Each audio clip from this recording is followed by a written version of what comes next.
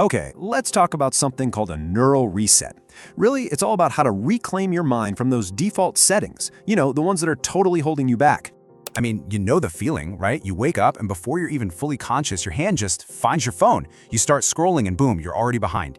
You rush through the day feeling kind of tired, a little disconnected, only to do the exact same thing tomorrow. It's this crazy, frustrating cycle. And then to make it worse, you look around and it seems like everyone else is winning. They're crushing it. And that little voice in your head just starts whispering, doesn't it? They must have some secret you don't. It starts throwing out labels, lazy, not smart enough. But here's the thing, what if that voice is completely wrong? So here's a really powerful way to think about this. That feeling you've been calling laziness, it's not a character flaw. It's not who you are. It's actually your brain in survival mode.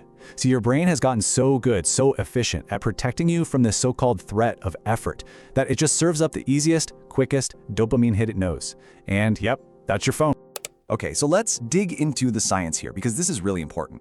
You are not broken. This has nothing to do with the lack of willpower. The truth is, you're literally fighting your own biology, which has been hardwired into a default mode that just doesn't serve you anymore. Check this out. While you're sleeping, your brain has this incredible waste-clearing network. It's called the glymphatic system, and its whole job is to clean house and reset you for the next day. But the second you wake up and grab that phone, you completely short-circuit the entire process. You stop that natural reset dead in its tracks. I mean, just think about it for a second. Before you've even had a chance to have your own thoughts, you're dumping like 50 strangers' opinions and anxieties and dramas right into your head. And what does that do? It immediately kicks your brain into a defensive reaction mode that can literally stick with you for the rest of the day. So this is why reframing those labels is so crucial. You're not lazy, you're in survival mode. You're not just tired, you're in reaction mode. And you are absolutely not stupid, you're probably just dehydrated. And get this is wild. Your brain literally shrinks a little bit overnight from fluid loss.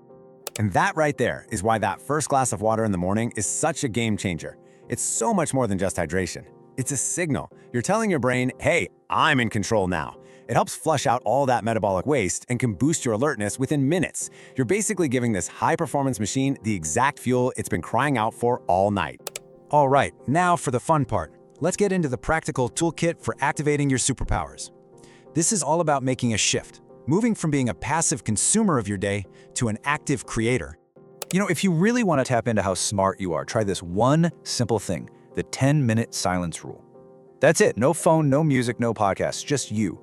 Now, I'll be honest, at first it's going to feel super uncomfortable, but if you stick with it, that silence becomes your superpower. It's a space where you find real clarity, where your best ideas just bubble up to the surface. So many of us get stuck waiting for the perfect plan before we take the first step, right?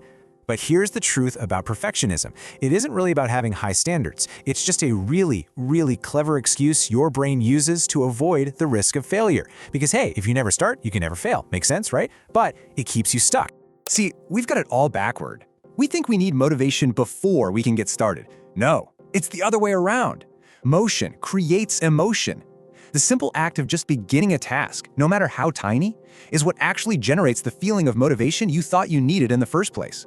And once you are in motion, focus becomes everything. Seriously, just 1 hour of truly focused, uninterrupted, deep work is more valuable than 5 hours of scattered, distracted, stop-and-start multitasking.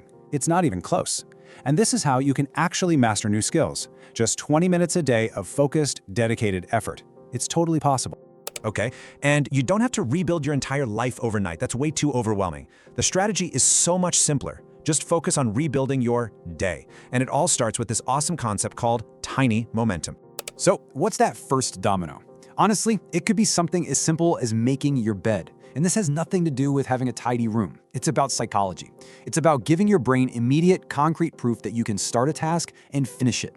When you do that, your brain releases a little bit of dopamine. It's a chemical reward. And that reward makes you just a little more likely to tackle the next thing. That is tiny momentum. And this is exactly why we have to stop waiting around for motivation to strike. It's like a flaky friend, totally unreliable. It just comes and goes whenever it feels like it. Discipline, though, that's different. That's a system that you build. It's the skill of doing what needs to get done, even and especially when you don't feel like it. So the goal here isn't some massive overnight transformation. It's actually way simpler and way more powerful. Just aim to get 1% better every single day. That's it. It's such a small, manageable goal that it kind of flies under the radar of your brain's whole survival mode thing. It doesn't trigger the alarm bells. But what does 1% a day actually add up to?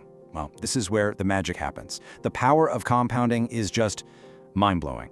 If you improve by just 1 tiny percent every day, by the end of 1 year, you're not 1% better, you're not even 365% better, you are 37 times better. I mean, just let that sink in. These tiny, consistent efforts lead to absolutely exponential results.